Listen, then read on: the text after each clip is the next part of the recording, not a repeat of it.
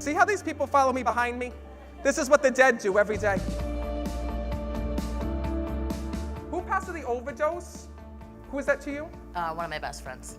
He's here. Listen, I don't want to get in trouble here. All of a sudden it becomes Jerry Springer.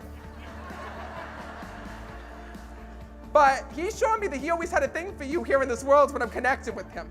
He actually just leaned over and kissed you when I connected with him. I loved him very much. He says to me, I want to let you know that there was nothing you could have done because you think in your mind he should have called me, he should have reached out to me because this was something that we were working through together.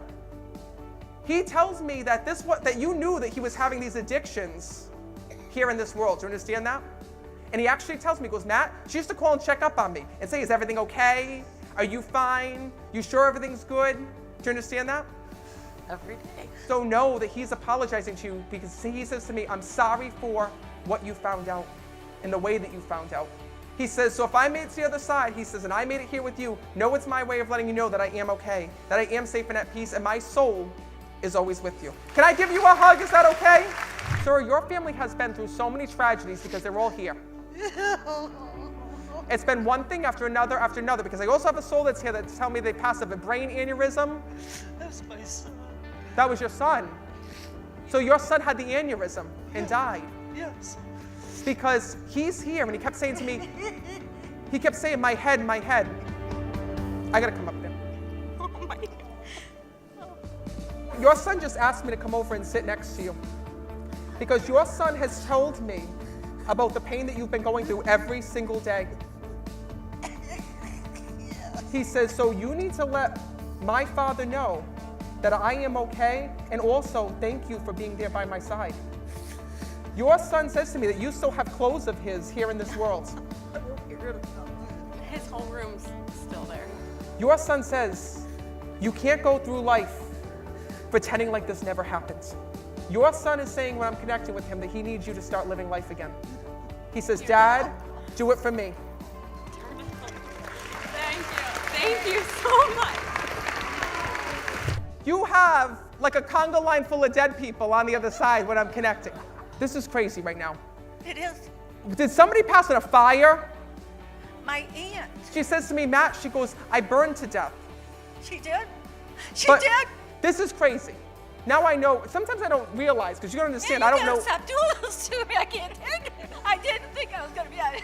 You can't take it. What about me? I have to live with these people every day. Oh, my Lanta. I gotta tell you something. When I look at you, I feel like I'm looking right at your mother. That's what everybody says too. You look just like her. Stop it. You better watch out with this one. I'm about to get hit over here or something. First of all, he tells me that he had a lot of issues here in this world when I'm connecting with him. It's kind of hard because I had a real husband and then I had a gentleman that I had a daughter with that I lived with.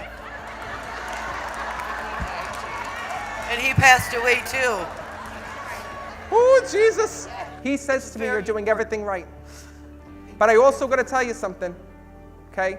I don't know if you want to call him your first husband or what the hell you want to call him. It's Detroit. Maybe you got some other names. I don't know. Sometimes. But he's also here.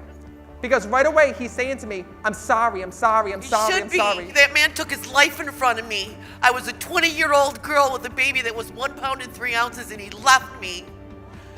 He was 12 years older than me and I trusted him. I still love him, but he should be sorry, tell him. Well, I think you just did.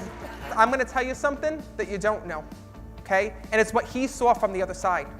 Because he says to me, when I'm connecting with him, that what he did was wrong because he did this in a fit of rage here in this world. He did? He goes, I owe her the biggest apology. Not because of what I done, he says, but because of what happened after the fact. Because everybody blamed you for his passing. I didn't care. I didn't But care. I'm going to tell you what know. he says. I know. He didn't He's, in don't front tell of you me. another word, I'm going to tell you. That's what you pay me for. Thank He you. says to me that he did this to himself, he says, to get you in trouble. He tells me that when he was here, he was afraid of stepping up to the plate. He was afraid of being a husband. He was afraid of being a father. So the one thing that he wants to let you know is that you've been carrying this pain for all these years. And you question every single day, did he love me? Because you loved him so much. And I got to tell you that he did. He says, but I should have listened to you. He says, and you were the one who had all this hurt and all this pain. So know that he's asking you right now to forgive him. I forgive him. I pray for his soul all the time. He says, and he is truly sorry for what he had done. All right, I'm going to leave you with that. Give her a round of applause. Can you come give me a hug? Just don't hit me.